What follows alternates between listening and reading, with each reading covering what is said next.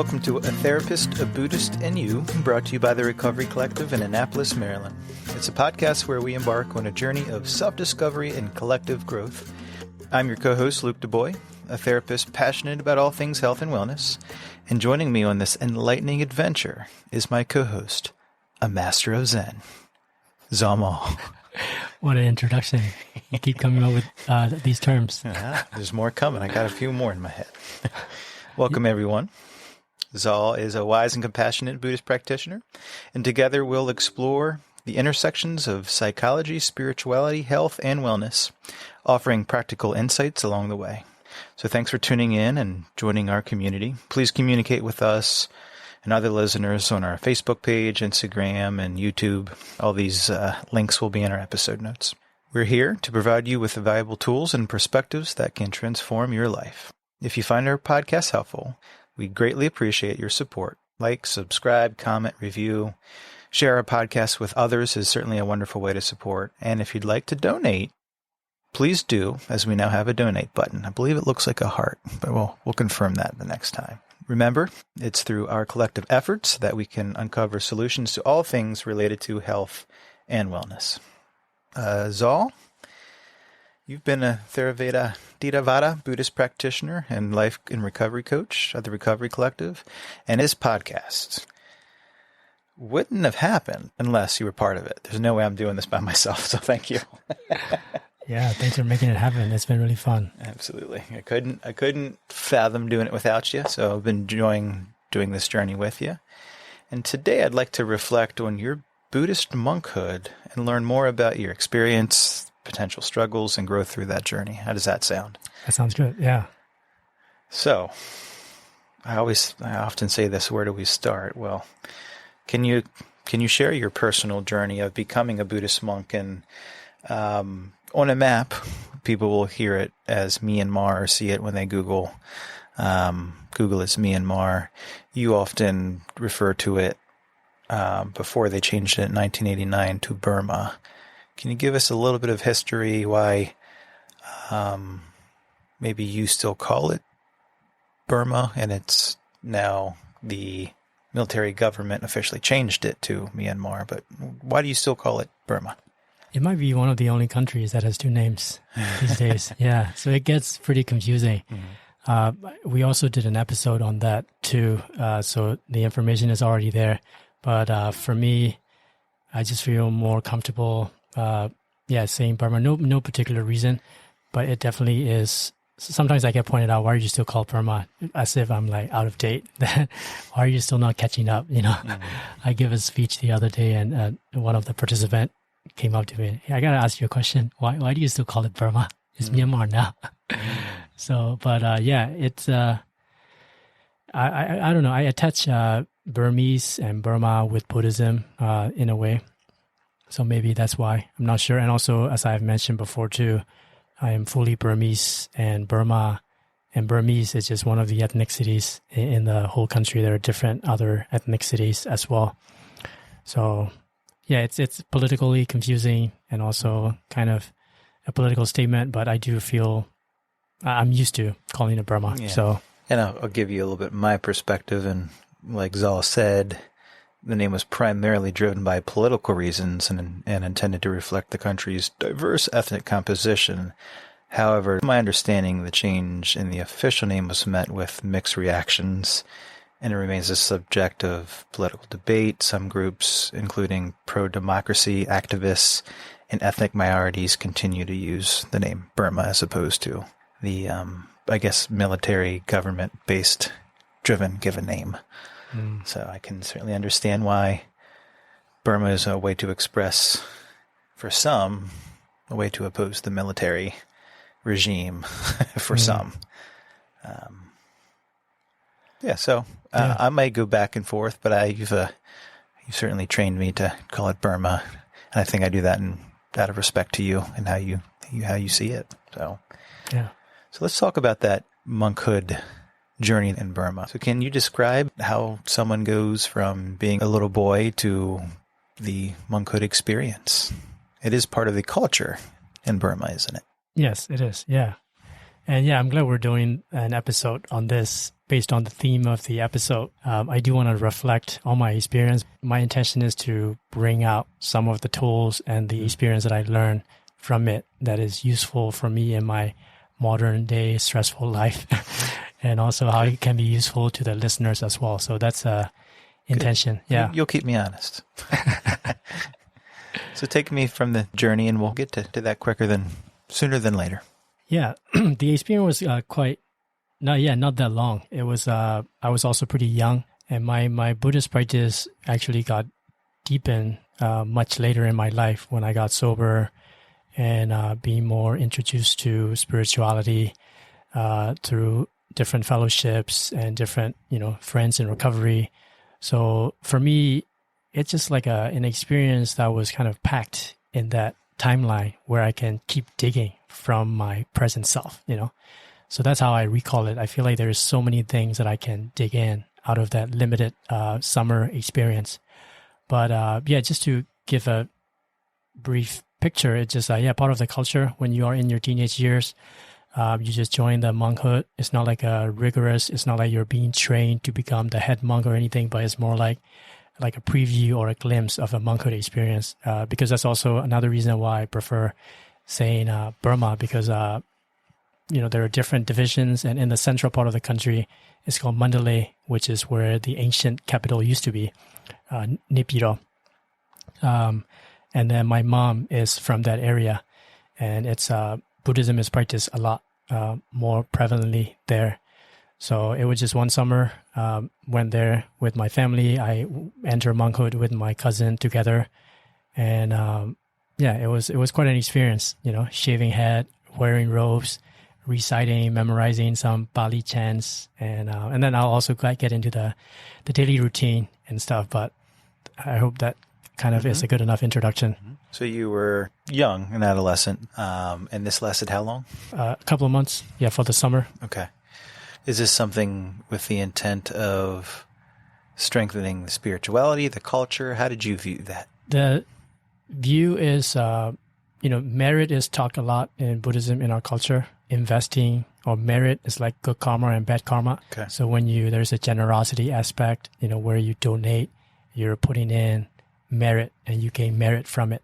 So sending your teenage son into monkhood is also one of those merit. You gain merit by doing that. So it's actually good for the parents in a way. But reflecting on my own experience too, it was also a good merit for myself as well. Because, I get to experience, because the training is quite rigid in terms of, because as a layman, there are 5 precepts that I had to follow. But as a Buddhist novice, there are more precepts. And it gives me an idea of how I can take confidence in my action and how I can purify my thoughts. So it was like it is a spiritual development, but also a structure for a teenager. I was kind of like a spoiled kid, My dad is a doctor, my mom is a nurse, and we live in the city. But I do enjoy going to my mom's village because life is just so simple. And then entering monkhood, it was even more immersed into that villagehood experience. So I really savor and embrace that memory. After that experience, what happened? What was next? So interestingly, so there is like a procedure that you have to follow to leave monkhood back into layman.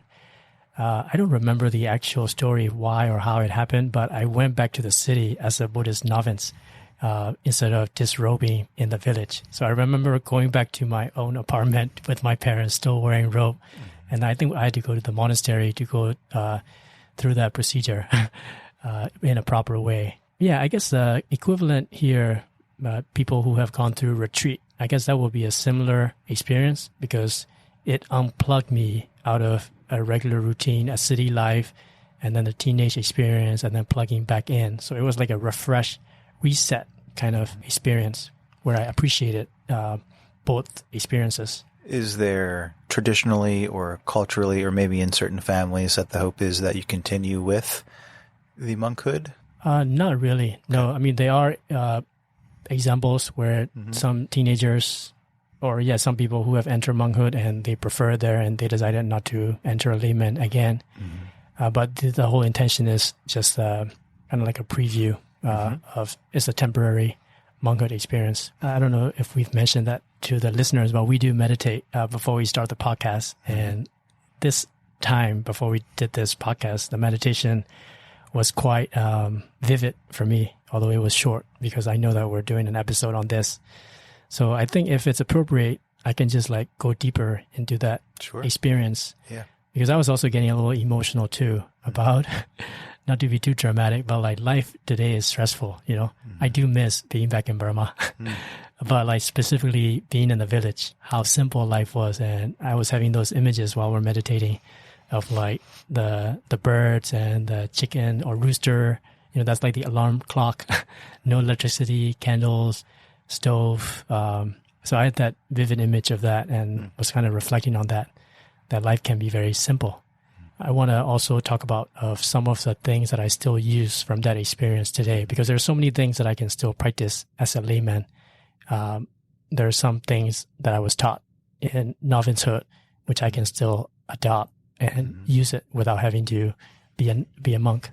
So is that experience trying to understand what the ultimate, and this is just me not knowing, the ultimate intention of that experience? Is it to enrich the Buddhist in you? Because they call it novicehood and monkhood as a layman. So I'm trying to understand what this experience, whether it was what it was intended for and what you got from it.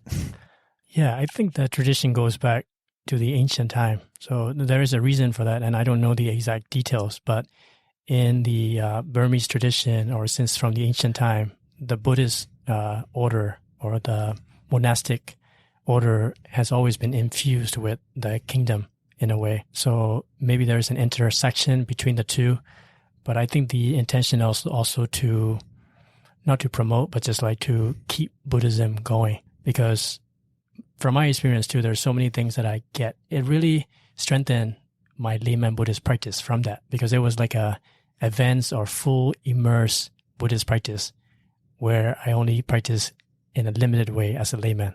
So it was like a full immersive kind of experience. How many months was your monkhood experience? You said it was during the summer? During the summer, yeah, for a couple of months. Okay. And can you take us through your routine? I imagine it was pretty regimentally structured.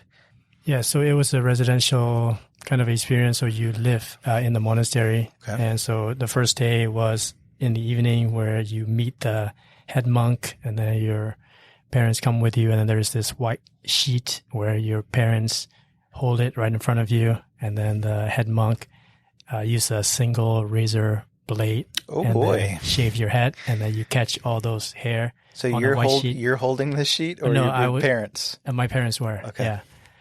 And then, after that, you have to recite some of the chants, just like a call and response with a head monk. And then, you wear the robe, and that's the beginning of the monkhood. And then What does the shaving of the head symbolize?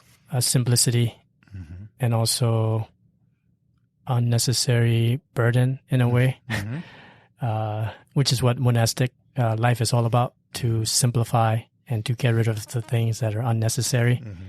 And hair is one of them. I have long hair, for those that don't know. Yeah. Well, it's simple. I just don't cut it often. Even the white sheet or the white blanket, I wonder if does that symbolize something specific or just tradition?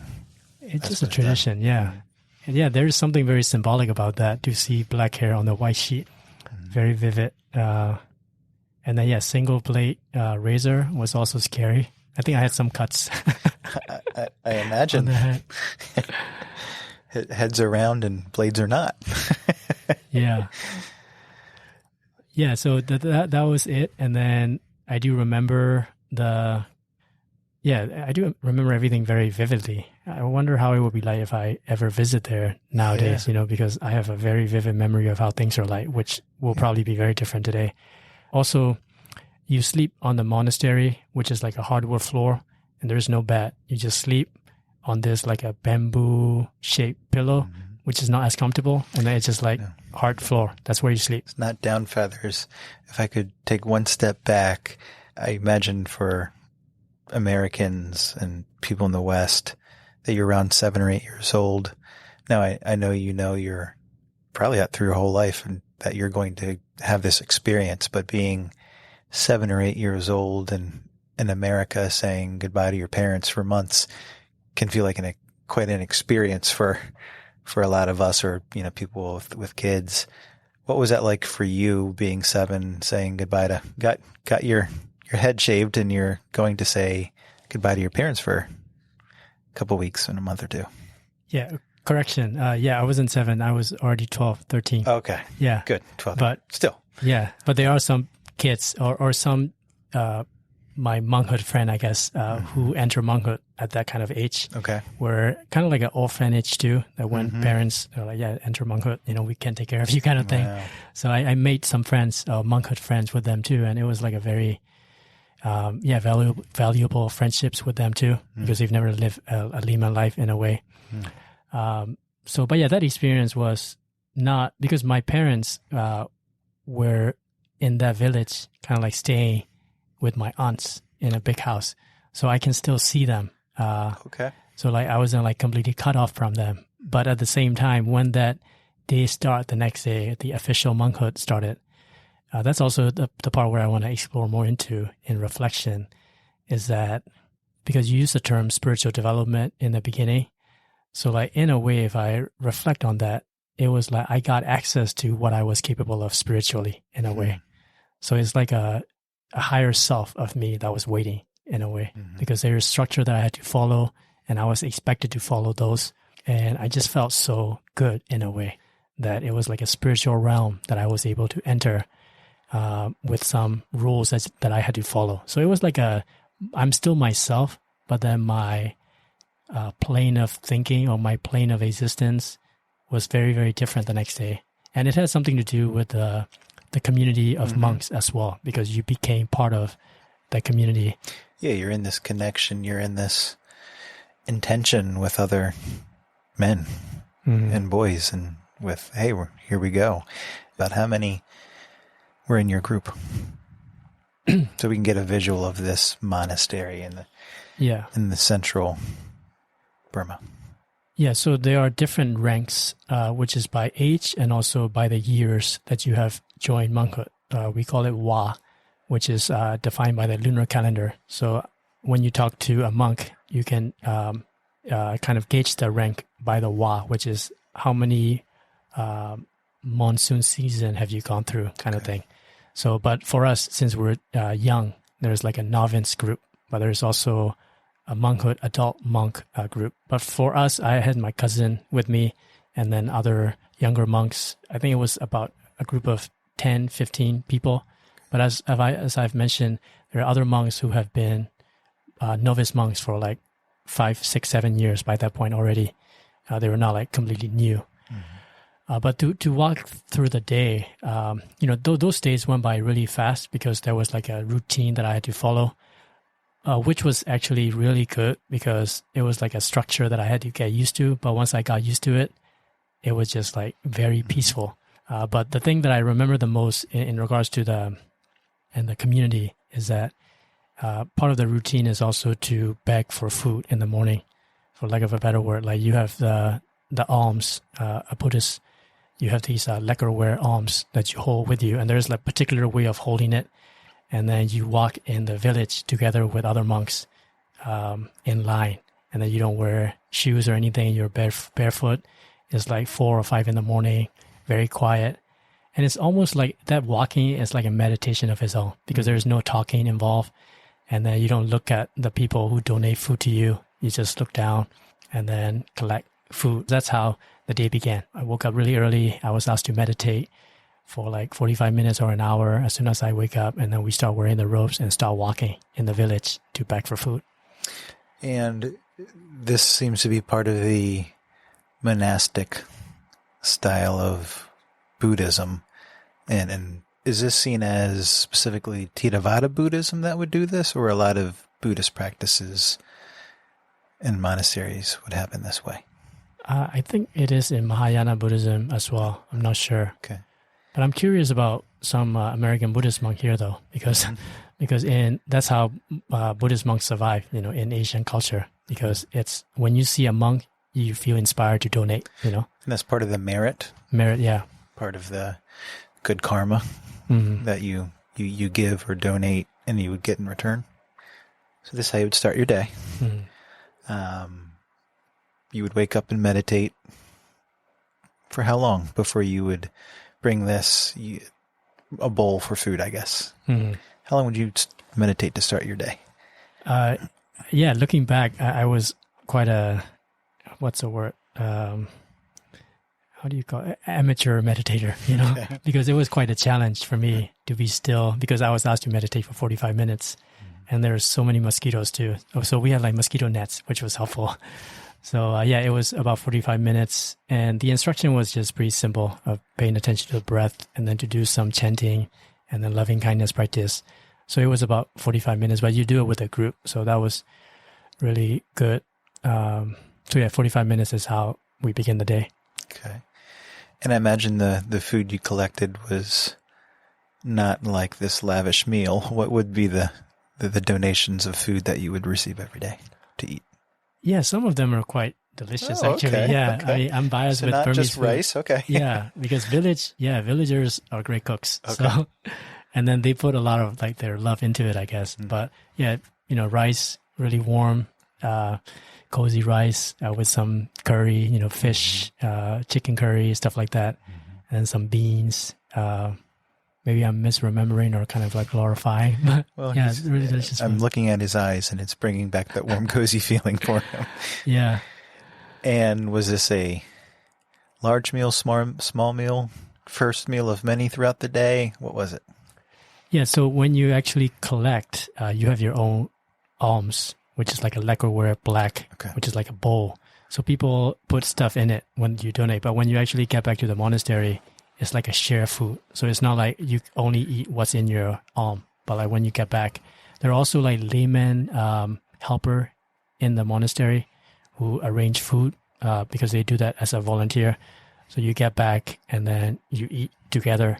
I guess you eat later than the head monks, but it was like a community eating as well. But you don't eat it as soon as you get back. But there are some rituals or meditation or chanting that we had to do first. And there's a eating time that you eat all the food shared.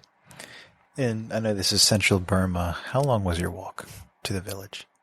Oh, yeah. So that was about an hour, I think. Yeah. It was like a very slow walk, which is part of the meditation, I guess. Yeah. So it was like an hour-long walk. One way. One way. Yeah, it's like a round, back to the monastery. And the monastery itself is not too far from the village. So you ate. What's next during this normal daily routine in day 1 or day 2 of your monkhood? Yeah, so there's also a monastic education in Burma where you can get advanced and then it's like a real education. So there are some, I wasn't like going to take tests or anything to be advanced, but there are some chants and some recitation that I had to study. So that's how I remember my earlier days because you don't eat anything past noon. So like sometimes you eat right before noon just to get ready. So before that, in between, I remember reciting or memorizing the chants that I was kind of behind. So, which is also part of my meditation practice. But yeah, kind of like socializing in a way. Not a lot of talking, but it was good to get to know those other younger monks, talking to them. And they were also like curious about my layman life, because they never lived in the city. So there was some like talking involved as well, kind of take it easy kind of thing. You alluded to your bamboo pillow. What is the room set up like? It was like a hallway. Okay. There were no rooms. Yeah. Okay. Maybe like a blanket and a pillow, and that's it. You have like your space in the hallway. Okay. And then a mosquito net, which is how you define your space, I guess. Give us more of the visual of this hallway. How many are in this hallway? So it's quite common on the top floor or the second floor of the monastery to have like a hard floor, and then you would see a shrine where there is a Buddha statue, which is pretty quite big, elevated, and there are like some flowers or donations or fruits. So that's like the main center of the hallway, and then the whole hallway is just like broad roomy hallway, and then there are different. I mean, there's nothing during the day, but you have to set up the mosquito net and then the pillow and the blanket when you are about to sleep. So it's like in a row of like 10 or 15 people. Mm-hmm. Take us through more of the monastery for us so we understand visually what it's like. Yeah. Yeah. Thanks for asking these questions because I'm like taking all these things for granted that, listeners should know or something. But yeah, it's like a pretty wide compound. And I think there is also like a creek or a river in the back, but lots of empty space, very dusty, lots of like earth, ground, some grass. And there's also like a field where we play soccer. We weren't allowed to play soccer. I wasn't a good Buddhist monk. I played soccer with my, Buddhist monks anyway.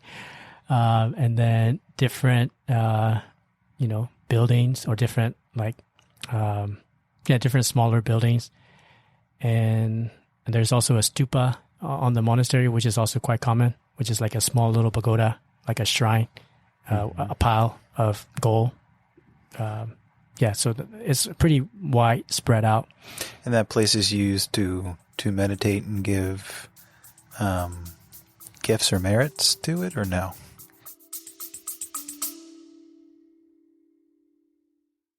Hey listeners, we've got something extraordinary to share, a chance to reshape your journey no matter where you are. You're familiar with Zaw Maw's insights on our podcast, but there's more. Through the Recovery Collective, he offers life, mindfulness, recovery coaching, and meditation groups guiding you toward a fulfilled and mindful existence, no matter your location. Zaw's journey from a Burmese Buddhist novice to a skilled practitioner equips him with timeless wisdom and contemporary strategies. Whether you're navigating life's shifts, seeking clarity, or pursuing self-awareness, Zaw's coaching serves as a compass guiding you toward success. The best part? Zaw's approach centers on your growth and empowerment. He equips you with tools to tap into your inner strengths for continuous evolution no matter where you are. Ready to take that next step in your personal growth journey? Connect with Zaw Maw and the Recovery Collective at 240-813-8135 from anywhere in the world. Investigating in your journey reaps immeasurable rewards. Let Zaw Maw guide you toward resilience, clarity, and empowerment no matter where life finds you. Now, let's transition back into our conversation. Stay tuned, stay curious, and keep your journey growing.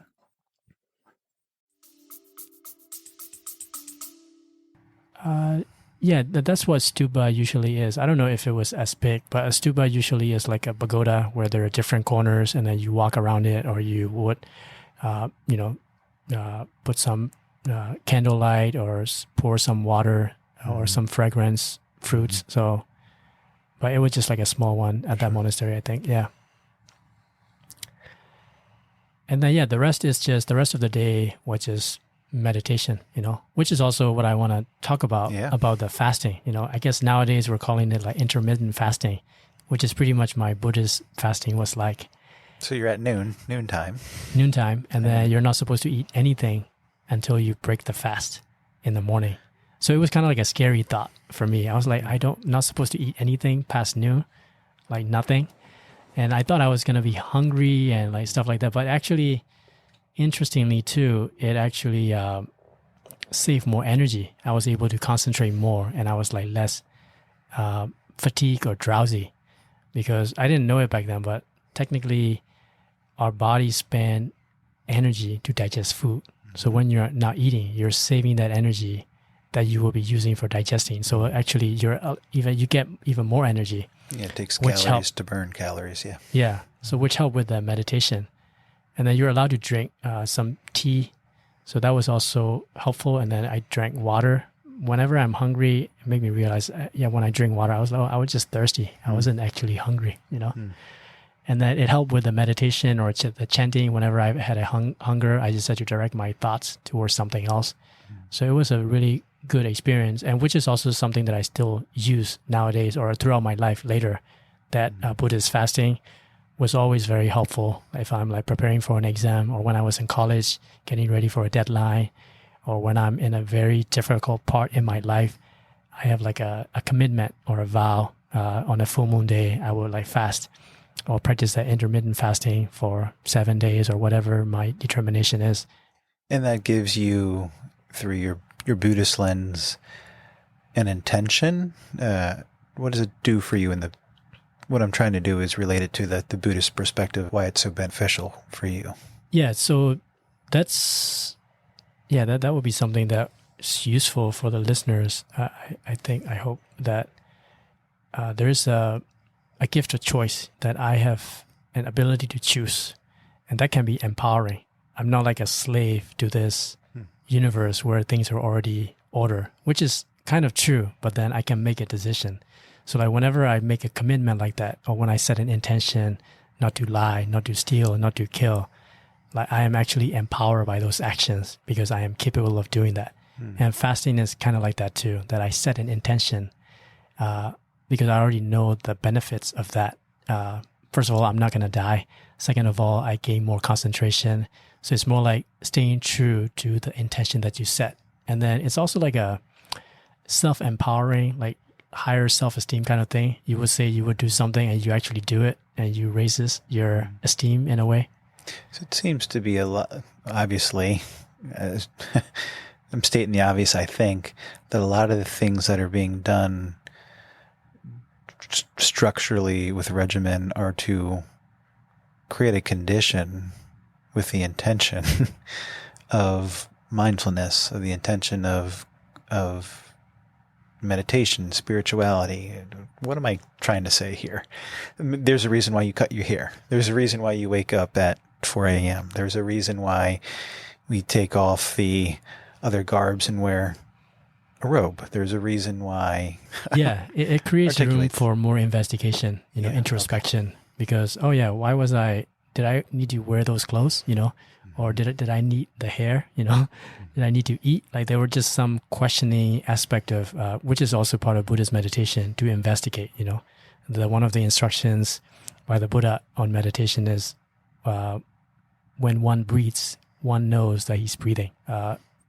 One breathes in and he knows that he's breathing. That instruction already is like very deep, because like it can be an investigative instruction, right? Mm-hmm. So one breathe in and one knows that he's breathing. So the investigation would be like, how do I know that I'm breathing? So like same thing like that with these fasting and wearing robes, that why am I doing this, or why was I even doing that? Mm-hmm. So it gives you that pause and the mindfulness practice where there is a space between the input and how you respond. Now you don't react. There's like a pause between, what is a wiser action to respond to this? So that to me was very valuable, which I still go back to today, Wow.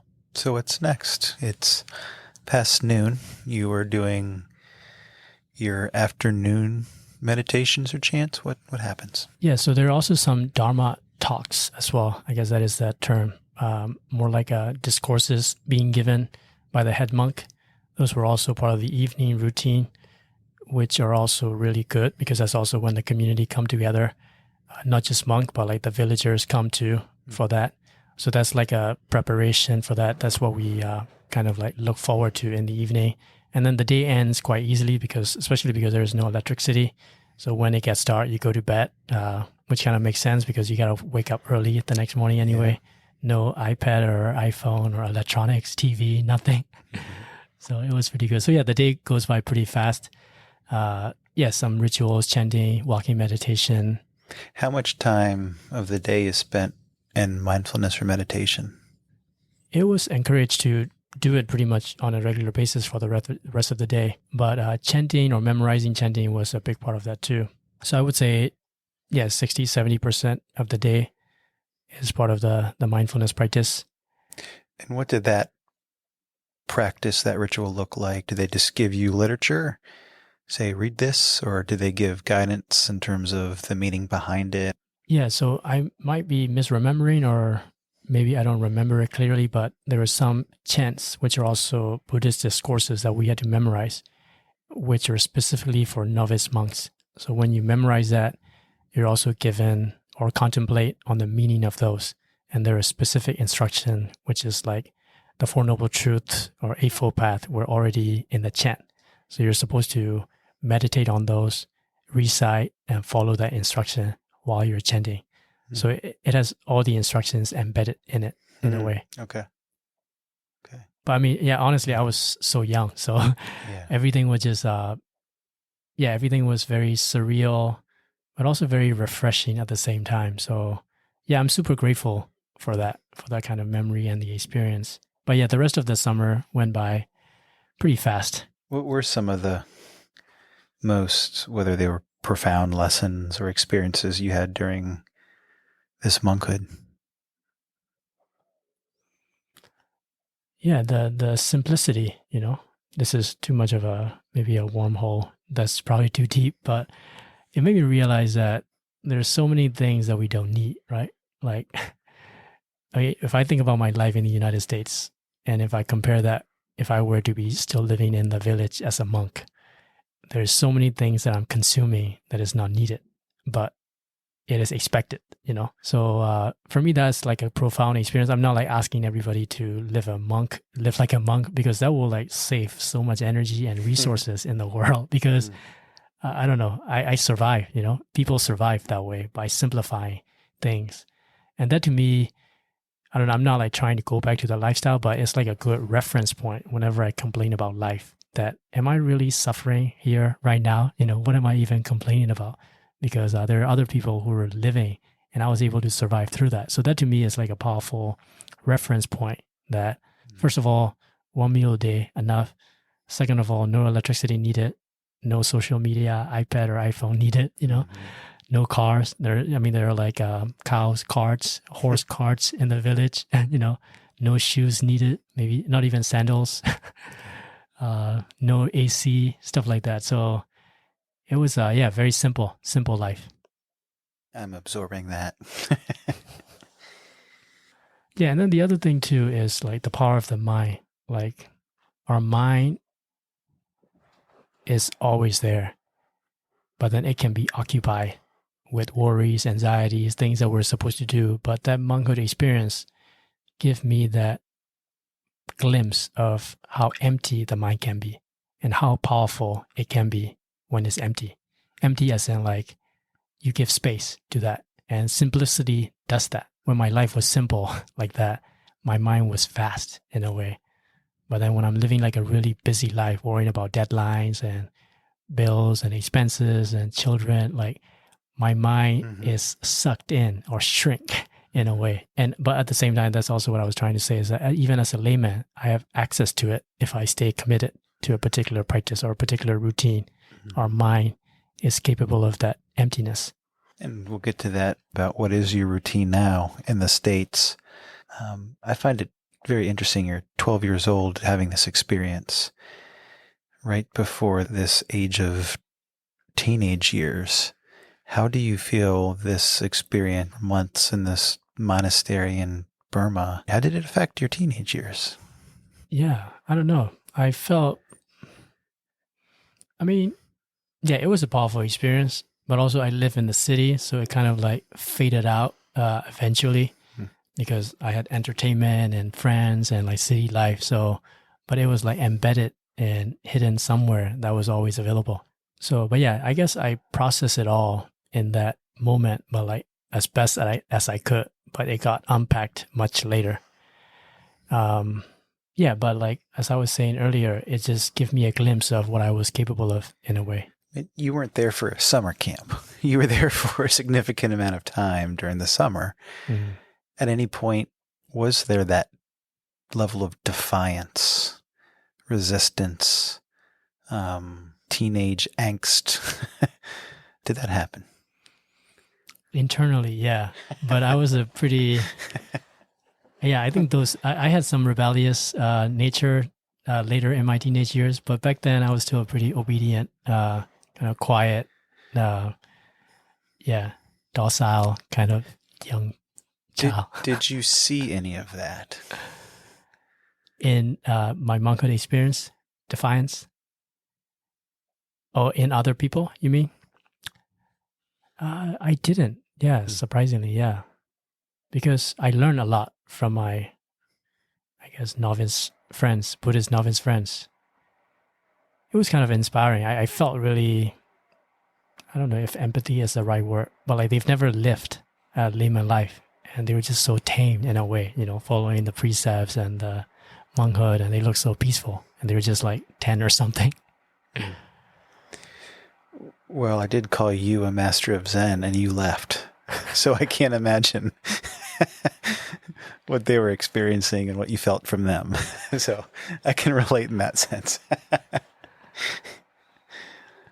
What did you think about the people that there was a choice. They chose not to give up this monkhood. Words, right? What do they mean? But you went from, is it monkhood, novice monk, to monk? What is the, I don't know, trajectory that way as me as a Westerner can understand I don't know if you say progression or titles.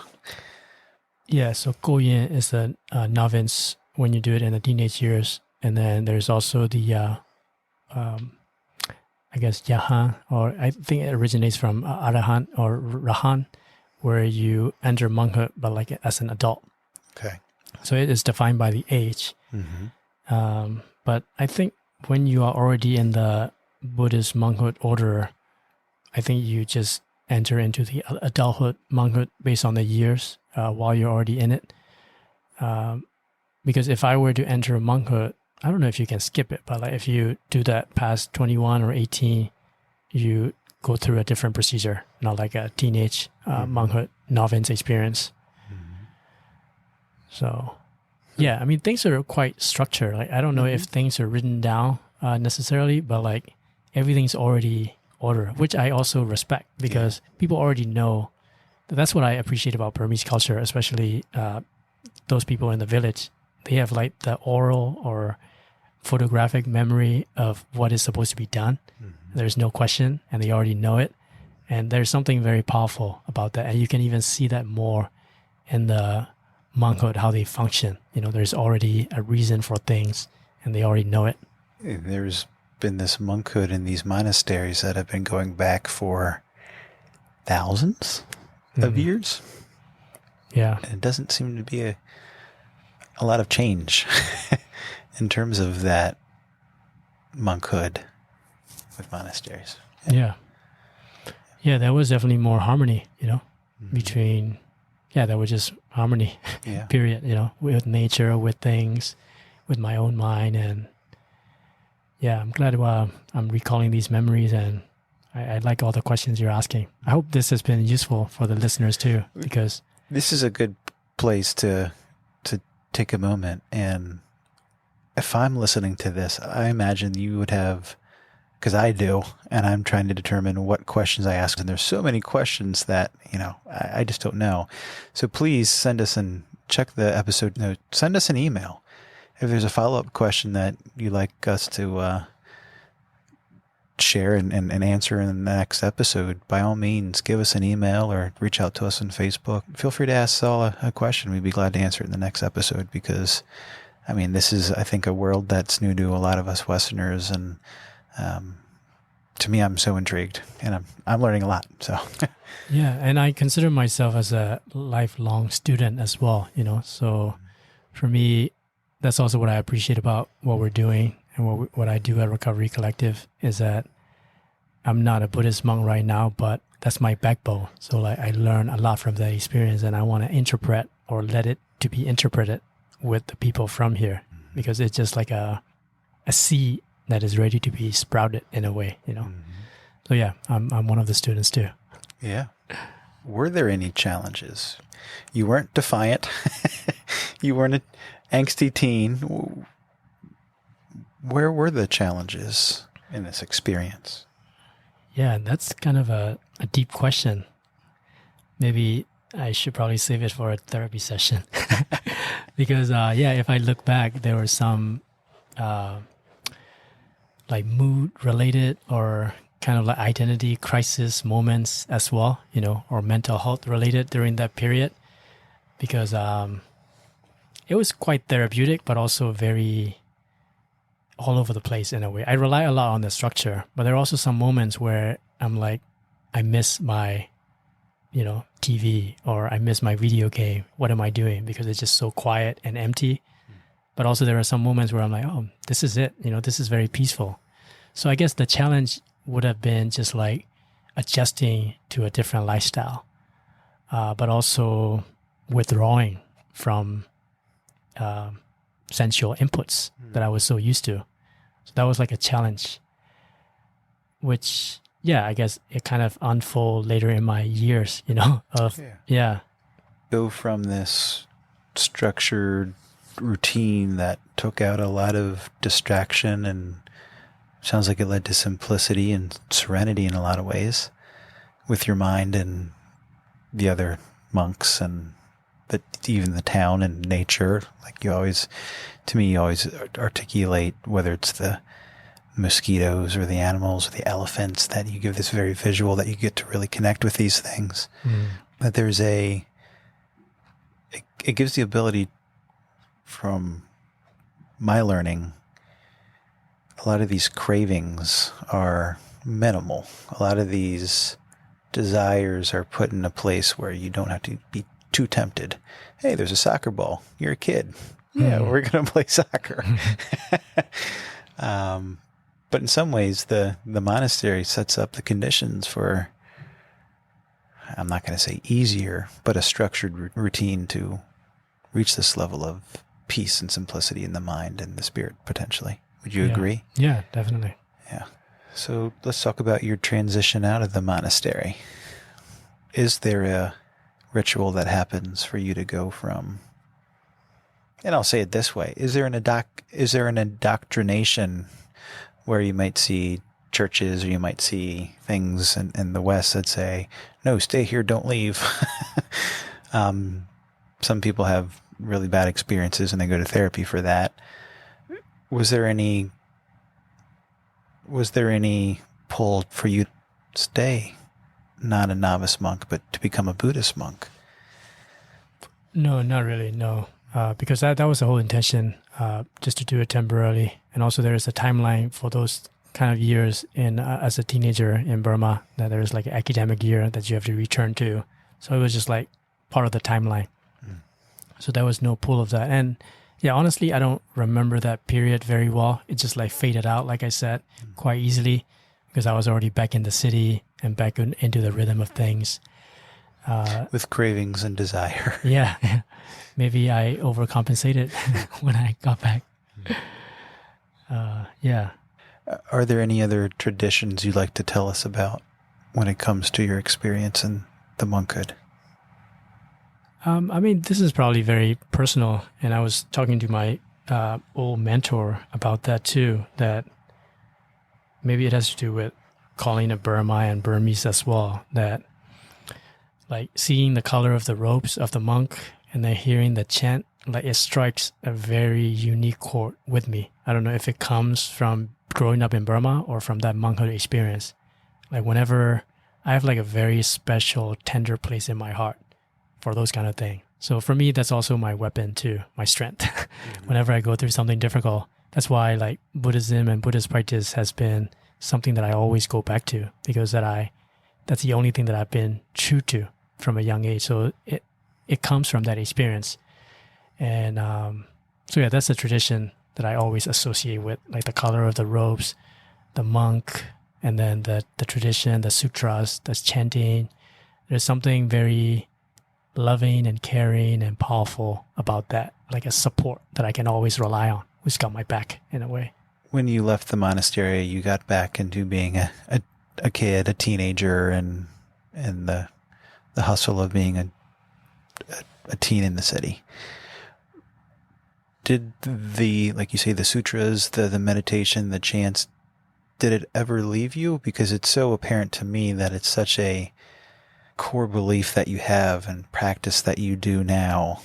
I'm looking at a couple books in front of me that he has right in front of him, as well as some other things that he created for his things that he reads and chants. Some of them that I get to listen to and I get to be present with, and very fortunate before we do our episodes, our podcast episodes. Did that dissipate at some point? And maybe the follow-up question is, when did it become so strong again in your life? Yeah. I mean, as you know, and as some listeners know too, that, I struggle with addiction, alcoholism and everything. So So yeah, they disappear during those days, but I could still grasp on things that were still available to my limited mind back then. So they never really left me, but at the same time, there was like a conflict within me that these are the things that has been true for me and that I've experienced, but I don't have access to it because of these unwise, unskillful actions that I've been taking. So like it was very frustrating, which actually caused me to use more and drink more because I was like that perpetuating disappointment in myself, But the deepening happened, like, I mean, as I mentioned before too, I got sober through a 12-step fellowship. And, that program really helped me in terms of going back to the spirituality, and then Buddhism became even more available. I was like, oh, these are already available to me, So now I do have a very structured, clear practice, that I do, which means to me a lot more. Maybe it's because of life experience and challenges. And also I had that period in my life where I studied Buddhist philosophy too, which were more academic. So like things were just all coming together, and I'm pretty happy and content with where I am with all these background and practices and everything. Also the translations being available, and then the quote unquote American Buddhism that is available in the West is also a great resource for me too. Similar to the monastery where the conditions were set up, it sounds like you got rid of the obsession, the cravings, even the lust for alcohol. And when that was gone, that was a time in your life where your Buddhist practice picked up. Yeah, so karma or actions is a key in Buddhism. That's where the confidence came back, that there is so much power in these 5 precepts, which also, the opposite is also true when I'm violating them. My sense of self, my confidence, my identity, it just violated. So for me, these things became more available when I have this solid precept that has been given to me through staying sober. It's just like a really good ground to stand on. And that's also something that I can say confidently, that I haven't had a drink or a drug since that day. And that to me is like a powerful weapon in a way, I mean, it's clear, but how has your experience as a Buddhist monk in Myanmar, Burma, how has that influenced your perspective as a meditation /life /recovery coach to those that you help? To me, I see it's just string throughout your whole principles that you help people, but how would you describe it? Yeah, so there's a lot of parallel. And I've used this term before too, about the purity of the mind. Because in the 12th step, there's a step that says something about being restored to sanity. So that is, to me, is how I kind of like point towards to people, with the fact that there is something already available within you. It's more about uncovering and going back to it, kind of like a higher self thing. So that to me is a parallel that I see. It doesn't matter which culture you're in, which there's that spiritual experience that we've had at some point in our life. And we just have to dig deep into it and then make that available again, because that's what I've seen with people that I've helped, that there's that one moment in their life where spirituality comes out, and it's just a way of like resuming that, reconnecting with that.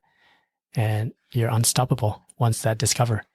And it sounds like the sutras, the dharmas, the precepts helped you unleash that? For my own personal practice? Yeah, it's hard to put them into words. Yeah, I was going to ask you to do that. Yeah, because I like, I'm really happy with the community that I'm in. There are just so many good people. And the terms just make sense. And even like with my mother too, when I went back to Burma, and then, part of the 12th step is making amends.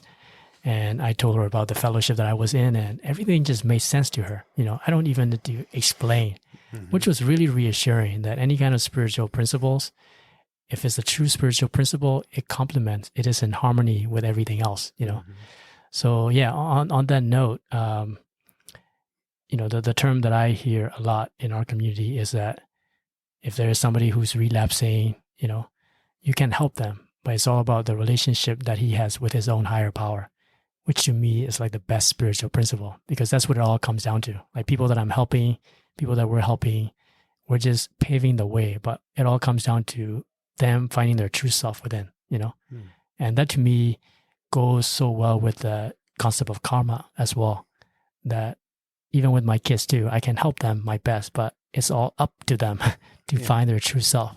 So that to me is quite empowering, and also taking responsibility for your own happiness in a way. Mm-hmm. Here at the Recovery Collective, we talked quite a bit in terms of what do we call you? And we've settled on a Theravada, Theravada Buddhist practitioner. What does that mean to you?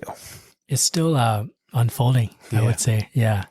But I take, it sounds true to me in a way of like, this is who I have been, this is who I am, but making tools available out of the experience to other people that can help them to overcome challenges, And by calling yourself a Theravada Buddhist practitioner, using those principles, to us it made sense. That is and can be a life coach. That is and can be a recovery coach. That is and can be a meditation and mindfulness coach. To us, I feel like it wrapped the essence of what you're trying to do and how you're trying to help people.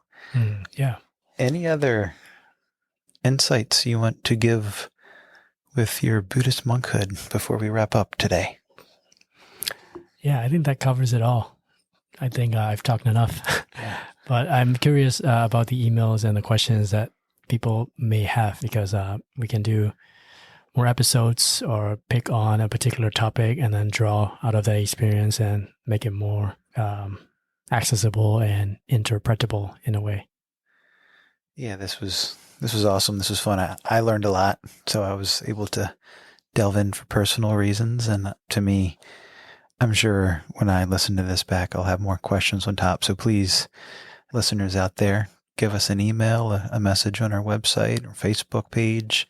That's all in the listening notes. Be glad to answer it and share it with others in this community that we're building. So thanks for being a part of it. And as we conclude, I reflect on just the profound teachings of Theravada Buddhism and how they can inspire us to cultivate mindfulness, compassion, and wisdom in our own lives, ultimately contributing to our well-being and the well-being of others.